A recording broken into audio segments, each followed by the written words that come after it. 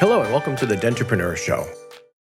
Good afternoon. This is Dr. D. Todd Russell. Welcome to my show, Dentrepreneur. With me today, longtime friend, most wonderful guy, best dentist in dental school with me, Dr. David Rice.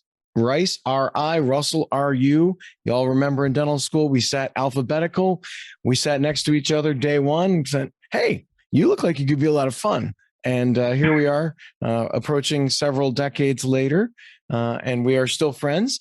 David, you have been, you've done a lot in dentistry, clearly exceptional dentist. Your bio is amazing. You launched this company, and I remember when you first did it, this little thing called igniteDDS, and we're going to see where it goes and expose some kids to some new things and whatever. And now here we are, where it's I don't even know. Can't even talk about revenue, but you've grown it to something where it's now all you do. You're founder and CEO. So welcome to the show, David. Thanks for doing this with me, bud.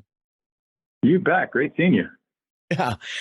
So fill in the audience a little bit. I'm trying to cut it down as far as your bio and everything, because there's so much, but, give us a little background, how igniteDDS got started and, how you leveraged that through to being with IVO-Clar for as long as you have, and all the products and all the continuing education and practice transitions. I mean, what you don't do in dentistry, I really don't. Is there anything? Have you not uncovered a stone yet? I don't know. I probably unturned some and then thrown them back. Who knows? But yeah, so I'll give you the super short story. igniteDDS started off as a really small mentorship community out of Buffalo, where we were in school together, and I know, right? So here we are 10 years later, our community is a little north of 51,000 young dentists, mainly from North America. We got some people from different parts of the world, but our focus was North America. So we work with them on all the things necessary to win in life. So I know if our goal is to give them all a self-determined future, whatever their version of success is, that's really our goal. So we know that if they have systems control and financial control and clinical control, and then they sprout out and they learn some other lessons about people and process and production. And we've got 9 accelerators and all these different day-to-day habits they need to have, that they're going to win whatever model they want, small boutique, big size group, emerging group, somewhere in the middle. It's, that's for them to figure out. And our job is really just to deliver a playbook and kind of guide them step by step. So it's a blast. You kind of give them a menu. Would you say you give them a menu, David, of things, and then they can select, okay, here's the kind of practice I want. And then within those pages are more choices, and you educate them on the choices, and, it hits you right here. Oh, that feels right. Is that kind of the kind of way you're helping young docs get themselves established and get growing? Very much so. We approach it from a pathways to practice kind of view. And there's a lot of people in the ear telling them what they have to do or what's not achievable today. You and I both know everything's achievable today. It's just, I think the hardest job for young docs today is figuring out who do I want to be when I grow up? And our job is if this, then this. We just keep walking them down decision trees until they've made the best choice for themselves. And then we give them the playbook for it. And when they want to switch gears in life, you did, I did, lots of people we know did, then we evolve, adjust, and move forward. Right. Interesting. I had a conversation today with a young lady who is contemplating going either to medical or dental school. And my opinion, it's my show, I can have my opinions. My opinion, dentistry is a much better path. Our medical colleagues, well needed, certainly, and it's still a wonderful profession being an MD of any kind, right? Whatever the discipline.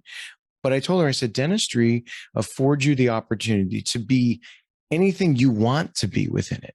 I said, if you decide to become a mom someday, you don't have to own the practice. You can be a part-time associate the rest of your life. And I know some amazing dentists who've done just that. You can be the owner. You can be a partner. You can put as little or as much as you want into it. Whereas I've always felt if you were an MD, certainly you could do the same thing. You could be a part-time clinician, but you're tied to the rules of the institution. All right. MDs, I mean, there's very few solo practices. Now, on our show, we talk about consolidation and roll-ups and, and valuations and all that stuff, because that's happening in our industry too. But she asked me if I thought that would our profession lose its solo practitioner, single office identity. My feeling is no. What do you think about that? Totally agree. What's entertaining to me in dentistry is when you get all the gurus together, they disagree on almost everything. The one thing they seem to agree on is, the DSO model is probably over the next 5 years going to get to about 35 to 37%. It'll probably go up beyond that. But the win is either boutique or scale. The loss is trying to be somebody in the middle that makes everybody happy. That's been true since the dawn of time in business, but it's more true today moving forward than it's ever been. So just don't get stuck in the middle and you're going to be fine. Right. I just think dentistry has so much more flexibility. Agree. You can certainly make, money, lots of money.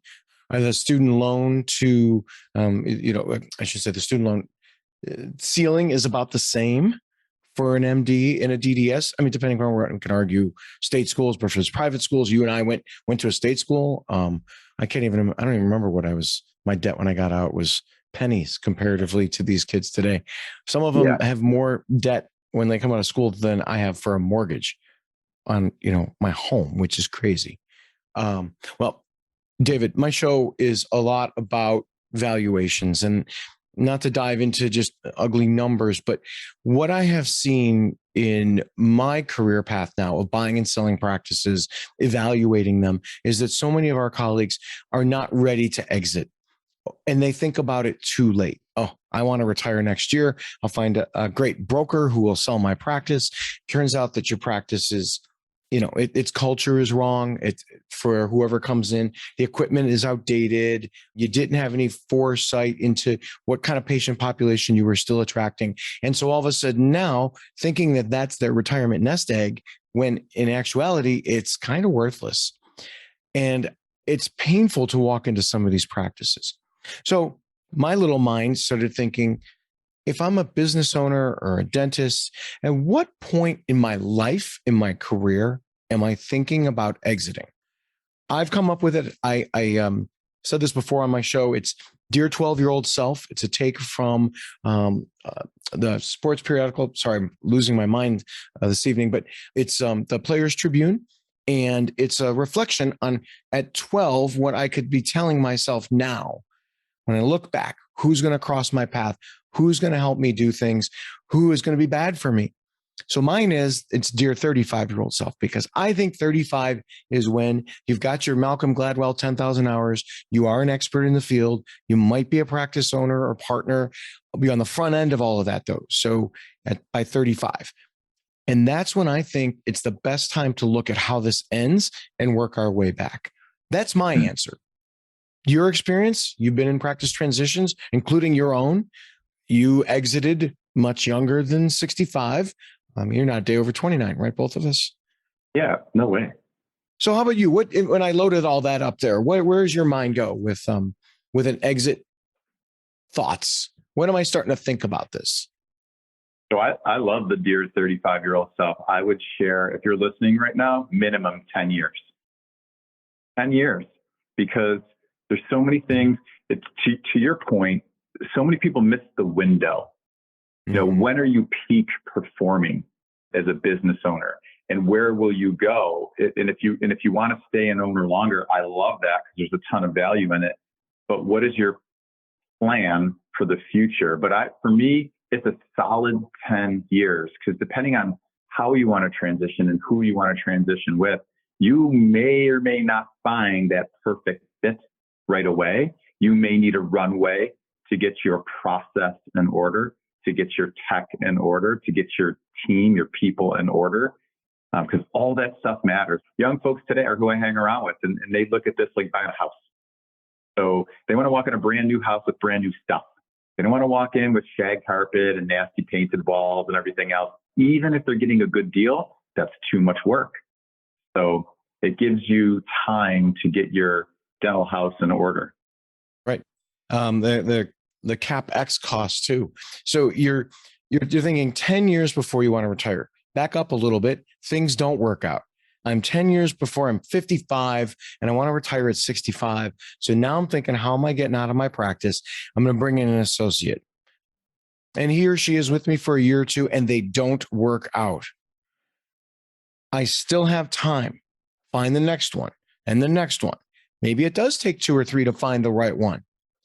The flip side of that is you get to 63 and you decide to bring in an associate. And at 65, the associate says, bye-bye.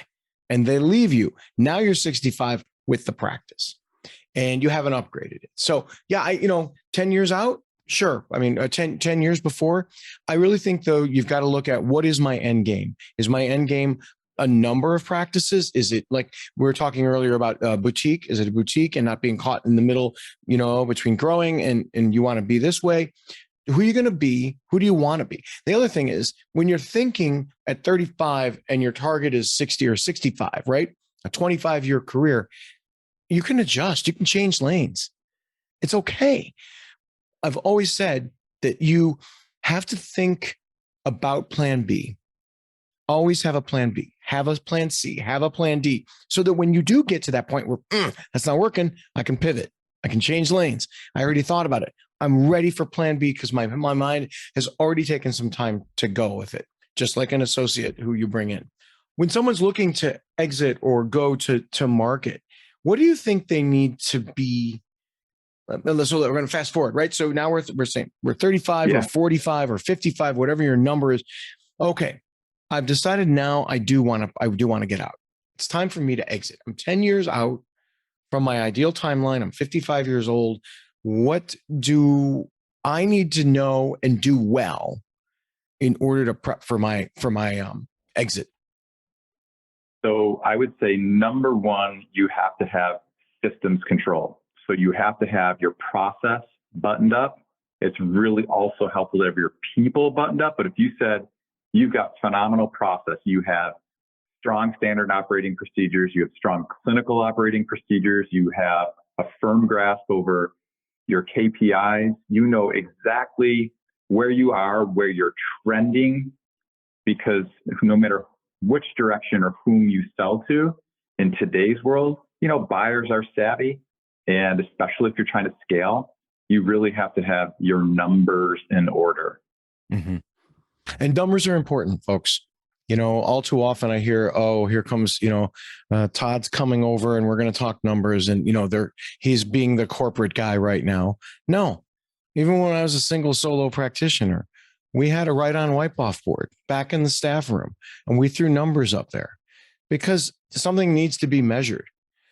But in today's society, in today's mergers and acquisitions world, everybody is judging by similar things.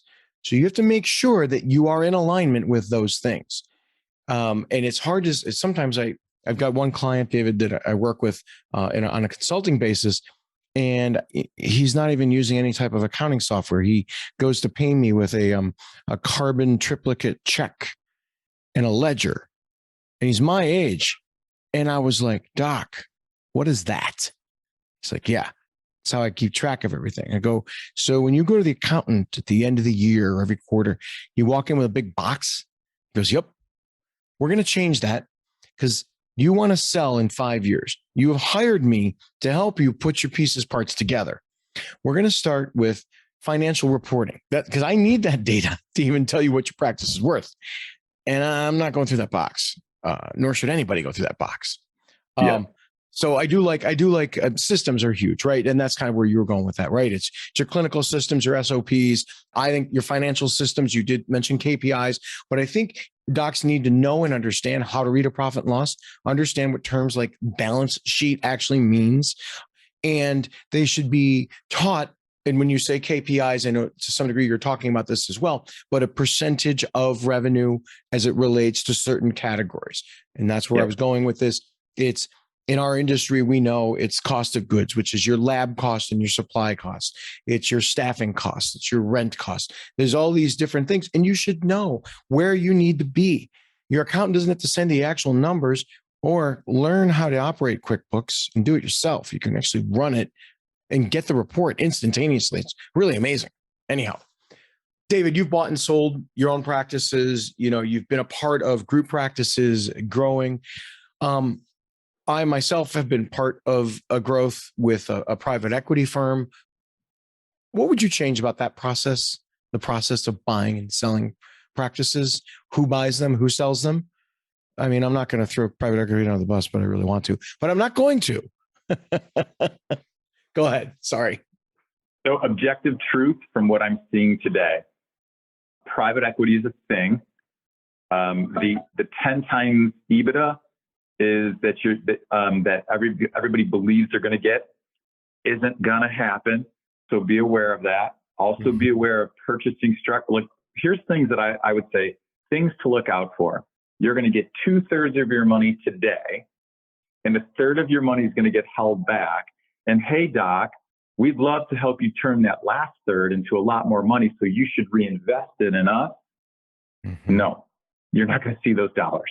Or I should say, only a few models out there are routinely seeing those models. Most are not. So I would be cognizant of where your money is in the best position. And if it's my money, it's in my hands with my guys who know how to manage it where I want it. So I want more control over my dollars if it's me personally involved, if it's you out there listening, like just understand the process. Now that 2/3, that may be more money that you're going to get if you moved in a different direction. And you can say, I'm okay with that last third being rolling the dice a little bit. That could be bonus, gravy, whipped cream, whatever you want to call it. But just understand how this game works and get great, objective mentorship from Todd and guys on Todd's team, because they've been through this before. They know the wins, the losses, and the risks. And you just need, as an investor, and that's what you're doing when you sell. Really, you're taking probably your largest investment, or maybe your second largest investment, and trying to leverage it. So leverage wisely. I think you need to surround yourself with great advisors. I've said this before, and future shows coming up, I'm going to have some of those that I would deem are great advisors on. Well, someone like yourself, David, certainly, but I'm talking about, let's talk about this, your accountant. Just because you know the accountant because he or she lives next door, they might be great and they might be the nicest people in the world. But if they haven't been there and done that, and in our industry, and like you touched on, that 10 times valuation, they can scoff at it all they want, or they can tell you that it's real. You need advisors who have been in the trenches in our space and done this before. And that costs money, by the way. And that's another thing. Many of our colleagues, they don't want to spend it. Oh, that guy's too expensive. Well, sometimes you got to pay for the best. Go get the best, especially when you get down towards the end, those 10 years before you're going to retire. Start to get those books all lined up, ready to go, looking clean, hitting all the benchmarks that you want to hit so that you are more saleable. And when the time comes, you'll know who the minnows and the sharks are, and you'll be able to figure it. You'll feel much more comfortable. And when what I see is, we talk about these private equity held groups coming out and giving you 2/3 and keeping 1/3 and rolling it over, and, not a true partnership, but more like, now we've got your shares and, oh, by the way, they're class D and we only sell the A's and the B's. And we've seen that happen, where all the doctors actually got screwed. But you need to surround yourself with these great people and surround yourself with the knowledge of what everybody is looking for. That 10 times EBITDA, and I haven't done this yet, but I'm going to on another show, David. I have a beautiful graph that kind of, and I need to update it a little bit because interest rates are up currently, which is driving down the multiples right now. But it says if your practice is doing a net profit, net operating income, EBITDA, you'll be bought at a 3.5 to 5.5 times or whatever. It scales all the way down. And it's a nice little graph to show people, because when you said they want that 10X, you're not getting 10X. Not unless you've got 25 million in revenue or 50 million or 100 million. I don't even know what the scale is. But you know what I'm trying to say. Your practice is doing 1.2 million is not getting 10 times. I'm sorry, ever. Yeah. We want to have the best valuation, so we're talking about all this as we're leading up to our sale. And you said this earlier, David, and I don't, it can't be, it's something that's not listened to or heard of from our colleagues. At least it hasn't been. I'm hoping this show, guys like you, more of this DSO kind of concept going around, people are going to pay attention. Sell your practice at the highest point. Many doctors, I was 5 days, I'm 4 days, I'm 3 days. I'm going to sell my practice now. I used to do this. I want to get paid for that. That's not how it works. It's what have you done for me lately? Key to all that, getting to that highest point. And I know your answer, David. I think I do. What is it that's going to help me get to the highest valuation? What are the keys to running the best dental practice at that point in my career where it's going to be time to sell? Yeah. Globally, I always start with people. I move to process. And then from a production standpoint, it's a shift. So when I think about people, my move is from, like, you hear a million people talk about culture, and that's a nice word, but I'm going to say you need to level up your culture to character. Get a team of character. Because if your team has character, your practice has character, then this whole turnover thing that is crushing most practices will go away for you. That is a major check in the right direction. If you go to process, you stop doing what most dentists do, which is, let's be honest, like, we wing it. It's up here, like all stuff's up here. But if it's not best practices that are written, that every single person on your team understands, the phones answer the same way, patients are walked through the same way, and the restorative side and the hygiene side, all that stuff is consistent. You can unplug me and plug in a new me and not miss a beat. And then when you have those two, like production, you start shifting from tooth at a time to complete care. So you're going to have to be a better diagnostician. You got to have to do better treatment planning. You're going to have to have better tech. And you start putting all these things together, those three, that trifecta, then all of a sudden you're firing on all cylinders and you're in a really, really good place. Mm-hmm. Well, then kind of the word I was looking for, and you didn't necessarily say it, but you said it, systems. It's all about systems, right? It's when you talk about people, there is a system for hiring. There's a system for firing. There's a system for how they get paid. That's your employee manual, your HR manual. That is a system. There are plenty out there who've written those systems. You don't need to, rewrite everything. You can, I call it plagiarism. Others call it modeling, but you can plagiarize from somebody else. Or here's a great idea. There's great companies out there that already do it for you. They'll walk you through it. They've already got a template. Pay them a couple $1,000, get a nice one, get it so you can edit it, so you can change it. Same thing with your standard operating procedures. Hey, David, we did it in dental school, right? Yeah. Right? You want to cut an MOD, right? You drop the burr in, follow, make your box, right? We all remove enamel rods. Remember that? One at a time. One at a time with a hand chisel pick thing. I couldn't even find one right now. I don't even know if they even sell them. Remember that? Dr. Ferry, God rest his soul. I know. Sorry, I digress. But anyhow, it's about systems and having your systems. Many of our colleagues, David, we're on an island, right? I'm the doc, the team comes in, they listen to me. I'm a solo practitioner. Like you said, if you have that system where when I walk away, someone else can just be plugged in. You have to have that mentality. Great doc, your system, what you're doing is great. You're a great doc, but pick up on what we're saying about systems and leverage the people that you can surround yourself with to help you build the best system that fits you. And maybe you don't have to reinvent the wheel. All right, David, you've been doing a lot more in the young person's space, right? Yeah. I'm really working the back end of our career. I'm talking to doctors that want to sell soon. You're on the front end of it. What is one thing you are telling these young folks about their career, about where they're, headed soon? What are some of the big messages you deliver to them? Yeah, I mean, we're arming them with this exact conversation: how to be very systems-driven people, how to find the right mentors, 2%ers. I'm a Brendan Burchard, raving Brendan Burchard fan, so he's a top 2% fan. So they need to find the right accountant, the right attorney, the right clinical mentors, the right business mentors. so they can peak perform out of the gate. I don't know about you, but I felt like my first few years, I think I probably floundered that way and this way. And then one day I woke up, I'm like, oh my God, it didn't need to be this hard. So we're trying to give them a great system to follow so they can build their own core team, whether they own it or not, kind of the CEO of their life. Yeah.